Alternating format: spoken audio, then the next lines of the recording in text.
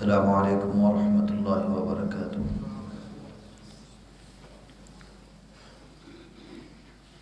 الحمد للہ حمدا کثیرا طیبا مبارکا فیہ مبارکا علیہ کما یحب ربنا ویرضی، والصلاة والسلام علی نبینا وحبیبنا المجتبی، اما بعد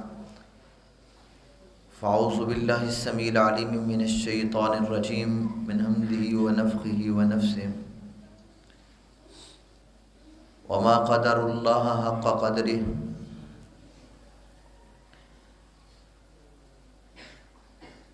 حضرات،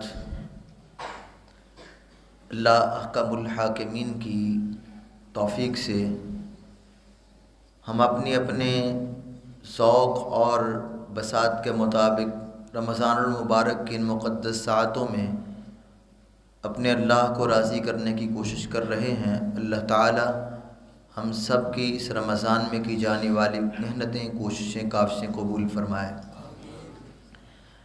آج کی اس نشست میں اللہ کم الحاکمین کے حقوق کے متعلقہ کچھ گزارشات آپ کے سامنے عرض کرنا چاہتا ہوں۔ اللہ تعالی ہمارا خالق ہے، ہمارا مالک ہے، اس نے ہمیں پیدا کیا ہے، اس نے ہمیں وجود بخشا ہے، تو ہم پر اللہ کے بڑے حقوق ہیں۔ اور اگر آج کی نشست میں ہم یہ بات سمجھ لیں کہ اللہ کے ہم پر حقوق کیا ہیں، اور ہم اپنی اصلاح کے لیے پوری طرح ارادہ عزم کر لیں کہ ہم نے اپنے اللہ کے حقوق ادا کرنے ہیں، تو مجھے یقین ہے کہ اللہ تعالی ہماری اس حاضری کے نتیجے میں ہماری دنیا اور آخرت کے اندر ہماری نجات کا ذریعہ بنا دیں گے۔ اللہ تعالیٰ نے قرآن مجید میں ارشاد فرمایا ہے، وَيَتَفَكَّرُونَ فِي خَلْقِ السَّمَاوَاتِ وَالْأَرْضِ رَبَّنَا مَا خَلَقْتَ هَذَا بَاطِلًا۔ جو عقل مند لوگ ہوتے ہیں وہ اللہ تعالیٰ کی پیدا کردہ چیزوں میں غور و فکر کرتے ہیں اور کہتے ہیں ربنا، ہے ہمارے رب، ما خلقت هذا باطلا، تو نے یہ باطل پیدا نہیں کیا۔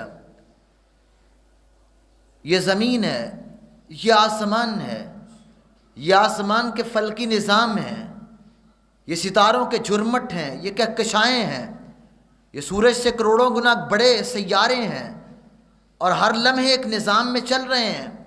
یہ زمین کی تہیں ہیں، مختلف ٹکڑے ہیں، اس پہ جمے ہوئے آسمان کو چھوتے ہوئے پہاڑ ہیں، یہ ندی نالے ہیں، یہ فضائیں اور ہوائیں ہیں، اس میں حرکت کرنے والے اور پروان چڑھنے والے اور پرواز بھرنے والے پرندے، اور پھر ان کا فضاؤں کے اندر اس طرح اپنے پروں کو کھولنا اور بند کرنا اور ایک نظام کے ساتھ چلنا، اور پھر اللہ تعالیٰ نے زمین کی انگوریاں رکھی ہیں۔ یہ ساری چیزیں کس لیے ہیں؟ کہ ایک شخص اللہ کی پیدا کردہ چیزوں اور اس کی تخلیق کے شاہکاروں پہ غور کر کے پہچان لے کہ کائنات کا خالق و مالک ایک اللہ ہے۔ جب انسان اللہ کے حق کے توحید کو پہچانتا ہے تو انسان اللہ کی معرفت تک پہنچتا ہے۔ تو میرے محترم بھائیوں، سب سے پہلا اللہ کا حق ہے کہ اللہ کی توحید کو تسلیم کیا جائے کہ کائنات کا خالق ایک ہے، مالک ایک ہے، رازق ایک ہے، اولاد دینے والا ایک ہے، مشکل کشائی کرنے والا ایک ہے، نظر و نیاز اسی کے لیے ہے۔ مصائب مشکلات میں عاملوں کے پاس، نجومیوں کے پاس، کاہنوں کے پاس اور اس طرح کے لوگوں کے پاس جا کے اپنی ضرورتیں پوری کروانے کے لیے تمنائیں اور امیدیں کرنا، یہ اللہ کے حق کو پامال کرنا ہے کہ آپ کڑوں پر اعتماد کر لیں، چھلوں پر اعتماد کر لیں، دھاگوں پر اعتماد کر لیں، اور پھر درگاہوں کے تبرکات کو تبرک سمجھ کے آپ سمجھیں یہ بھی کوئی فائدہ اور نفع نقصان پہنچاتے ہیں۔ مشکل میں غیر اللہ کو مدد کے لیے پکاریں، دعائیں التجائیں کریں، اور کسی قبر میں موجود بزرگ کو آپ یہ سمجھیں کہ یہ میری باتیں سن رہا ہے، میرے حالات سے واقف ہے، اس طرح کا عقیدہ رکھنا یہ بالکل درست نہیں ہے۔ کائنات میں علام الغیوب علیم اللہ ہے۔ جب ہم اللہ کے علم کو پہچانیں گے کہ وہ پوری کائنات کا بادشاہ وہ ہے جو عرش معلیٰ پہ مستوی ہے، اور اس کے علم کا تقاضا یہ ہے کہ لا یعذب عنہ مثقال ذرۃ فی السماوات ولا فی الارض، زمین آسمان کا ایک ذرہ بھی اس سے پوشیدہ نہیں ہے، ایک ذرہ بھی وہ اس کا علم ہے، لیکن پوری کائنات سے سب سے اعلیٰ افضل برتر مقام میں جن کا ثانی کوئی نہیں، میرے اور آپ کے پیغمبر محمد الرسول اللہ صلی اللہ علیہ وسلم بھی علام الغیوب نہیں ہیں، عالم الغیب نہیں، تو پھر دنیا میں کوئی اور ابھی ہمارے حالات سے واقف نہیں ہو سکتا۔ لوگ سمجھتے ہیں کہ نہیں، یہ بزرگ ہستیاں ہمارے حالات کو جانتے ہیں، ہم ان کو وسیلہ واسطہ بناتے ہیں، یہ اللہ سے درخواستیں کرتے ہیں، تو گویا نظریہ یہ بنا لیا کہ قبر کے اندر موجود بزرگ میرے حالات سے واقف، مجھے دیکھ رہا ہے۔ اللہ تعالیٰ فرماتے ہیں قرآن مجید میں سورہ الاحقاف 26واں پارہ آغاز، وَهُمْ عَنْ دُعَائِهِمْ غَافِلُونَ، تم باہر کھڑے ہو کر جو مرضی ان کو پکارتے رہو، ان کو پتہ ہی نہیں تم باہر کیا کہہ رہے ہو۔ ایک بات اللہ کے قرآن کی ہے، ایک لوگوں کے مائنڈ کی اور ذہن کی ہے۔ ہم مومن ہیں اور مومن کے لیے دلیل اللہ کا قرآن ہوتا ہے، لوگوں کی باتیں نہیں ہوتی۔ اللہ تعالیٰ نے اپنے تعارف میں علیم، حکیم، بصیر، سمیع اور کیا کچھ اللہ نے اپنے تعارف کروائے ہیں جن کی تفصیلات کا وقت نہیں ہے۔ میں آج سب سے پہلے جس اللہ کے حق کی بات کر رہا ہوں کہ اللہ کا حق توحید ہے، جو شخص اللہ کی توحید میں خلل ڈالتا ہے وہ آدمی اللہ کے حق کو پامال کر دیتا ہے۔ نقصان کیا ہوگا؟ پہلا نقصان وَلَوْ أَشْرَكُوا لَحَبِطَ عَنْهُمْ مَا كَانُوا يَعْمَلُونَ، شرک کریں گے تو اعمال ضائع ہو جائیں گے۔ دوسرا نقصان کہ کل قیامت کے دن جب ہمیں ضرورت ہوگی سفارش کی، ہم اپنے پیغمبر کی سفارش سے محروم ہو جائیں گے۔ رسول اللہ صلی اللہ علیہ وسلم نے فرمایا اللہ نے ہر نبی کو دعا کا اختیار دیا، اور میں نے اپنی دعا کو اپنی امت کے لیے سنبھال رکھا ہے۔ جس پیغمبر نے بھوکیں برداشت کر لیں، پیاس برداشت کر لی، گھر میں 2 ماہ تک چولہا نہیں جلا، آپ نے کوئی زندگی کی عیش و عشرت حاصل نہیں کی ہے، مال و دولت نہیں کمایا، اللہ سے اگر آپ طلب کرتے تو اللہ وادیاں سونے کی بنا دیتا، لیکن آپ نے کہا نہیں، میں نے دعا کو اپنی امت کے لیے سنبھال رکھا ہے، اور میری دعا میری امت کے ہر اس شخص کو پہنچے گی جس آدمی نے اللہ کے حق کے توحید کو محفوظ رکھا ہے، اللہ کے ساتھ شرک نہیں کیا۔ اللہ ذوالجلال والاکرام کل قیامت کے دن نبی کی سفارش عطا فرمائیں گے، اور جس آدمی نے اللہ کے حق کے توحید پامال کر دیا وہ پیغمبر کی سفارش سے بھی محروم ہو گیا۔ اس سے بڑا بد نصیب کون ہو سکتا ہے؟ رسول اللہ صلی اللہ علیہ وسلم نے فرمایا، جو قرآن مجید کی آیت ہے یوم یکشف عن ساق، کل قیامت کا دن ہوگا اللہ اپنی پنڈلی سے حجاب کو ہٹائیں گے، یہ قرآن کی آیت کے لفظ ہیں، یوم یکشف عن ساق ویدعون الی السجود، اور اللہ پھر کہیں گے چلو سجدہ کرو، فلا یستطیعون، بد نصیب آدمی جس نے زندگی میں اللہ کے ساتھ شرک کیا ہوگا، غیروں سے امیدیں رکھی ہوں گی، رب کے در کو چھوڑ کے جگہ جگہ کی ٹھوکریں کھائی ہوں گی، وہ آدمی کوشش کے باوجود بھی قیامت کے دن اپنے رب کے سامنے جھک نہیں سکے گا، اس کی کمر اکڑ کے رہ جائے گی کہ اس نے اللہ کے حق کو پامال کر دیا تھا۔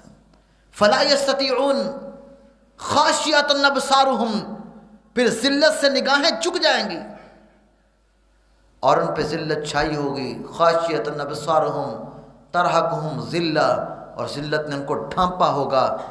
تو محترم بھائیو، اللہ کا سب سے پہلا حق توحید ہے، اگر اس کو پامال کر دیا جائے تو پھر دنیا میں بھی اعمال ضائع، نمازیں پڑھیں، روزے رکھیں، زکاتیں دیں، حج کریں، خیرات کریں، خدمت والدین کریں، حقوق العباد نبھائیں، جو مرضی آپ کر لیں، اللہ کو پھر اعمال کی ضرورت ہی نہیں۔ جب پوری کائنات کے خالق و مالک کے حق کو ہی پامال کر دیا گیا، اس سے بڑی محرومی کیا ہو سکتی ہے؟ تو اللہ کے حق توحید کا بڑا مقام ہے۔ اللہ ہمیں اپنے رب کا حق ادا کرنے کی توفیق عطا فرمائے۔ قابل احترام بھائی اور بزرگوں، دوسرا اللہ کا حق محبت ہے۔ ماں باپ سے بڑھ کر، اولاد سے بڑھ کر، خاندان سے بڑھ کر، اپنے کاروبار سے بڑھ کے، دنیا کی دولتوں سے بڑھ کر اپنے اللہ سے سچی محبت کرنا، یہ ہر شخص پہ حق ہے کہ وہ اپنے خالق و مالک سے کمال کی محبت کرے۔ پوری کائنات سے بڑھ کر، قل ان کان آباؤکم وابناؤکم واخوانکم وازواجکم وعشیرتکم واموال اقترفتموها وتجارۃ تخشون کسادها ومساکن ترضونها احب الیکم من اللہ ورسولہ وجہاد فی سبیلہ فتربصوا حتی یأتی اللہ بامرہ واللہ لا یہدی القوم الفاسقین۔ اگر ہمارے دلوں پہ کاروبار کی محبت غالب آ گئی، ہم نے اللہ کا حق پیچھے چھوڑ دیا اور دنیا ہمارے دل پہ چھا گئی اور ہم نے اللہ کی محبت کو بلا دیا، تو پھر انتظار کریں اللہ کا عذاب کب آتا ہے۔ قرآن مجید کی اس آیت نے یہ بتا دیا کہ ہر چیز سے بڑھ کے، حتیٰ کہ اپنی جان سے بڑھ کر بھی اللہ سے محبت ہونی چاہیے، اور اللہ کی محبت حق ہے۔ اور یہ حق کب ہوگا؟ جب ہم اپنے اللہ کو پہچانیں گے۔ قرآن قیام میں تو ہم تراویح میں سنتے ہیں، ہم قرآن تو رمضان میں بہت پڑھتے ہیں، لیکن کمال یہ ہے کہ ان کے الفاظ پہ غور کریں، میرے اللہ کی قدرتیں کیا ہیں، میرے اللہ کے کمالات کیا ہیں، میرے اللہ کے شاہکار کیا ہیں، رب کے اختیارات کیا ہیں۔ اللہ ذوالجلال والاکرام کی محبت کو حاصل کرتے چلے جائیں، یہ اللہ کا حق ہے۔ میرے اور آپ کے پیغمبر صلی اللہ علیہ وسلم نے ارشاد فرمایا، احب اللہ عز وجل بما یغدوکم بہ من نعمہ، اپنے اوپر اللہ کی نعمتوں کو یاد کر لیا کرو جو اللہ نے تم پر انعام کیا ہے۔ یہ وجود بخشا ہے، ماں باپ کی نعمت ہے، اولاد کی نعمت ہے، گھر بار دیا ہے، خوراک دی ہے، لباس دیا ہے، تمہیں فضائیں دی ہیں، ہوائیں دی ہیں، صحت دی ہے، اللہ نے کیا کچھ نہیں تمہیں دیا۔ اس کی نعمتوں کو یاد کر کے اپنے اللہ سے محبت کیا کرو، یہ اللہ کا حق ہے، اللہ سے محبت کرنا۔ فضیل بن عیاض رحمہ اللہ بہت بڑے اللہ والے بزرگ تھے، پوچھا گیا کہ انسان اللہ کی محبت میں کمال کے درجے تک کب پہنچتا ہے؟ انہوں نے کہا کہ جب انسان اللہ کی تقدیر پہ کامل ایمان رکھے، اور جب انسان کو اللہ نعمت عطا کر دے یا نعمت چھین لے، اس کی محبت میں کوئی فرق نہ آئے۔ اللہ امیری دے تب بھی اللہ سے کمال کی محبت ہو، اللہ فقیری دے دے تب بھی کمال کی محبت ہو، اللہ صحت سے نواز دے تب بھی محبت کمال کی، اللہ بیمار کر دے تب بھی محبت کمال کی، اللہ بیٹے دے دے تب بھی محبت کمال کی، اللہ بیٹیاں دے دے تب بھی محبت کمال کی، اللہ کچھ نہ دے تب بھی اللہ سے محبت۔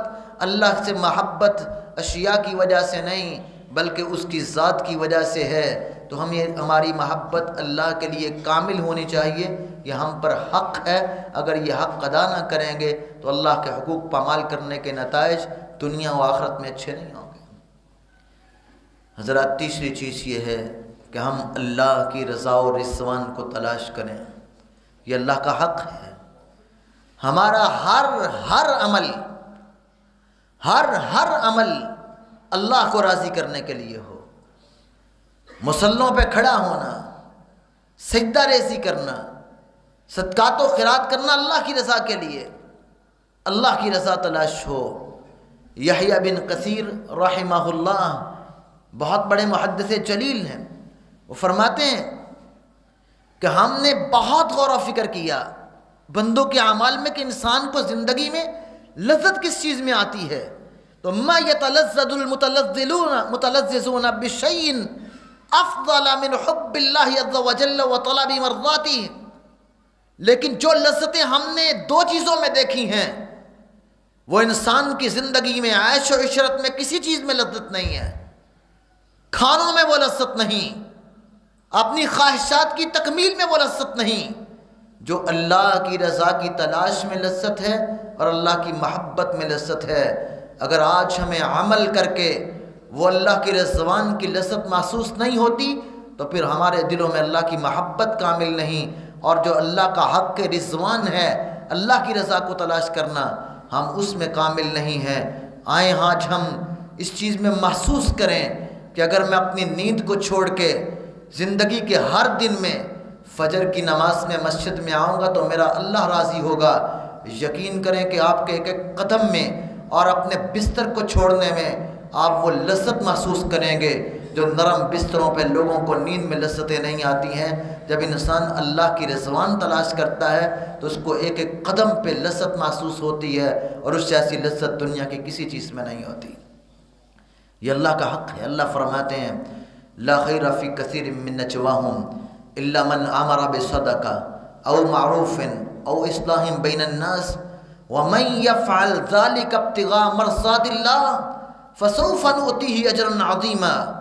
جو آدمی اعمال اللہ کی رضوان کو تلاش کرنے کے لیے کرتا ہے، اللہ ذوالجلال والاکرام پھر اس شخص کو مقام دیتے ہیں اور بہت اجر عظیم دیتے ہیں۔ حضرات، یہ اللہ کی رضوان ہمیں کیسے حاصل ہوگی؟ آئیے دو تین چیزوں پر غور کریں۔ آپ مسواک کریں۔ مسواک میں مرضات اللہ کی رضا ہے۔ والدین کی خدمت کریں۔ والد، رسول اللہ صلی اللہ علیہ وسلم نے فرمایا رضا اللہ فی رضا الوالد، جس کا باپ راضی ہے اس پہ رب راضی ہے۔ جب اپنا لباس اچھا دیکھتے تو اپنے باپ کے لباس کو دیکھا کریں، کہہ رہے میرے باپ نے لباس کیسا پہنا ہے، اپنے سے اچھا لباس اپنے والدین کو عطا کریں، اپنے والدین کی خدمت کریں۔